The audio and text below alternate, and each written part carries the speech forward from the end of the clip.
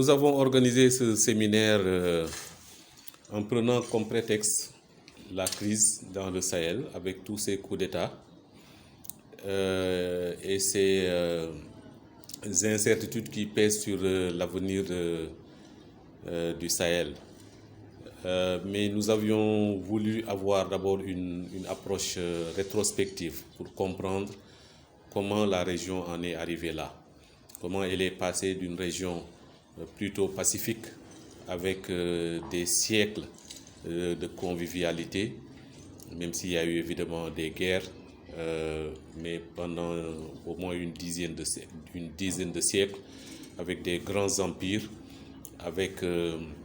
des convergences territoriales, des métissages, nous avons eu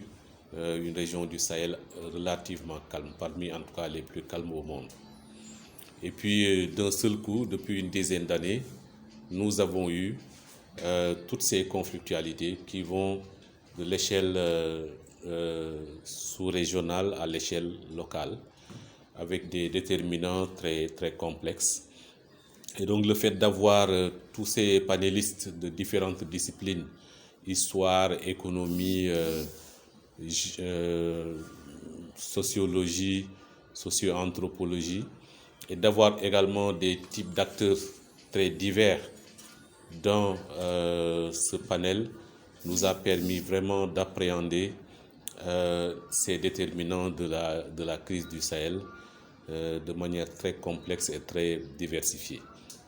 Mais dans un deuxième temps, nous avions voulu avoir un regard à long terme sur ce qui va se passer dans cette sous-région dans les années à venir et comment trouver des solutions. Et ce qu'on a entendu, c'était vraiment très intéressant parce que nous avons vu que, à la lumière des positions qui ont été proposées par le professeur Bathily, notre ami Mamadou Goïta, Jean Ezekiel et Nathalie, et aussi le professeur Bakary Samb, que les solutions sont possibles. Et pour cela, il faut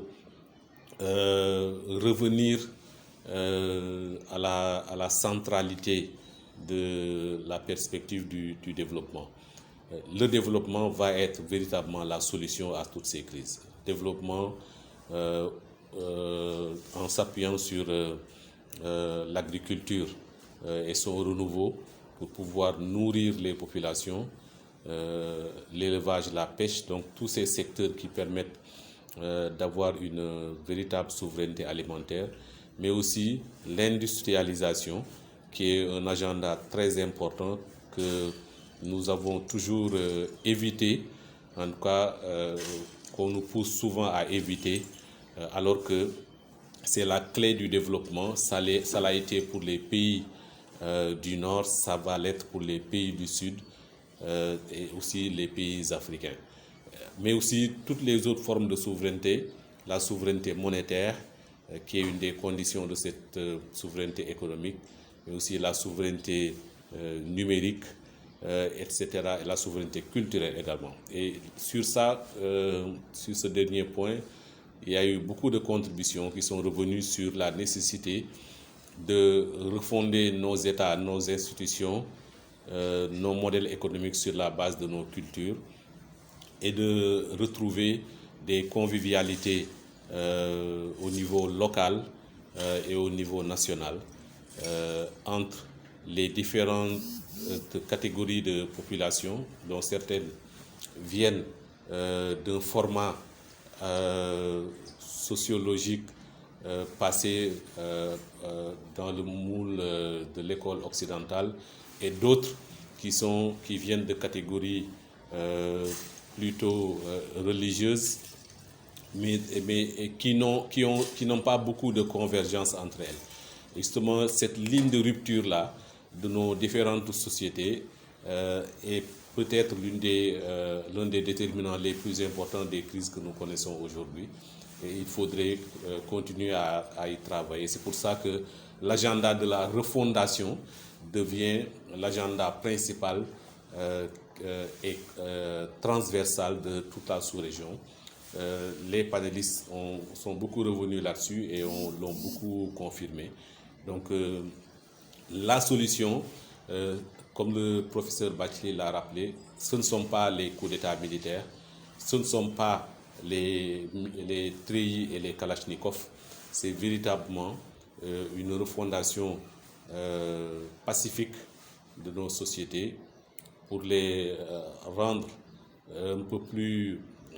cohérentes et surtout qu'elles reflètent beaucoup plus les préoccupations de nos populations. Ce que nous voulions, c'est vraiment d'avoir ce débat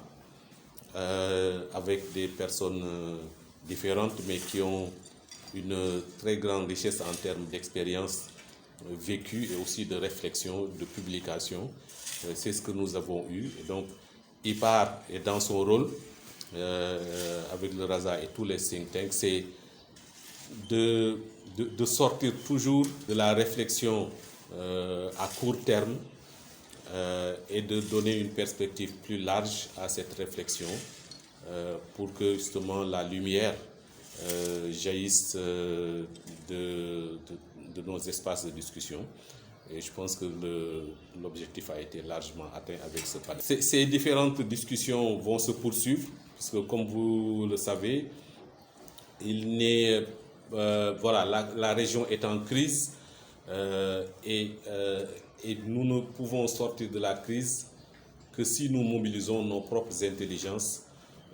et nos propres ressources culturelles. Et c'est pour cela que nous ne laisserons pas des think tanks du Nord ou qui ont des objectifs en tout cas liés à la géopolitique de leur pays définir notre agenda de sortie de crise. Il faut que les initiatives viennent de nous et c'est cela que nous allons poursuivre dans les prochaines semaines pour que justement des solutions concrètes accompagnent les démarches de sortie de crise qui sont actuellement en train d'être initiées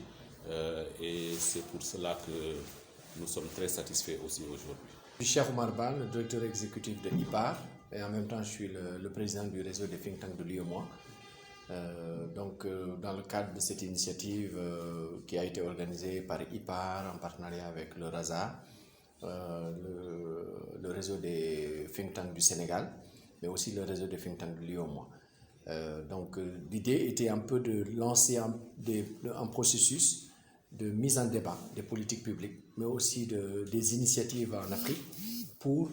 aller vers la recherche de solutions, qui soient des solutions réalistes, réalisables,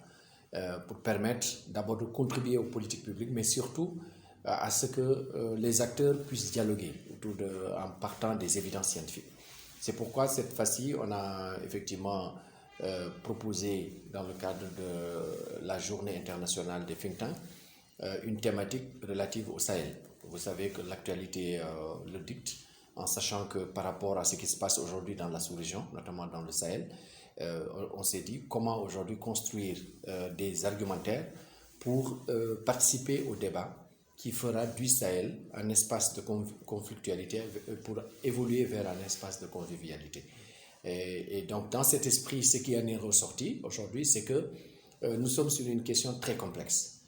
qui a plusieurs fondements, qui effectivement est ancrée aussi bien sur l'histoire, mais également qu'aujourd'hui les relations géostratégiques qui font que chaque partenaire stratégique a besoin d'être présent. Et c'est pourquoi il est important aujourd'hui de travailler dans le sens de s'assurer que, étant donné que les partenaires extérieurs, que ce soit la France, l'Occident de façon générale, mais aussi même les partenaires qui sont un peu comme les alternatives aujourd'hui, comme la Russie, la Chine, la Turquie, tous ces partenaires viennent parce qu'ils veulent défendre des intérêts. Donc comment faire pour que d'abord nous-mêmes, en tant que Sahéliens, en tant qu'Africains, on puisse identifier d'abord les véritables solutions et que nous-mêmes on sache quelles sont les réponses endogènes que nous formulons et à partir de là, nous pouvons aller vers une négociation avec les autres partenaires. La première perspective, c'est d'abord de capitaliser ce qui a été fait aujourd'hui de partager, parce qu'aujourd'hui nous avons eu plus de 100 participants qui sont très intéressés par cette thématique. Mais le plus important, c'est aussi d'aller vers des thématiques ciblées. Par exemple, on a beaucoup parlé de gouvernance des ressources naturelles. Comme thématique ciblée, par exemple, parler de l'économie, de l'avenir de notre économie, les questions d'intégration africaine. Donc, choisir des thématiques plus ciblées, à partir desquelles il est possible aujourd'hui encore d'approfondir la réflexion et de sortir des solutions. Et enfin, la principale recommandation est de dire qu'on ne peut pas, à la place des alternatives crédibles, simplement proposer à ce que ce soit les militaires qui prennent la place de la démocratie.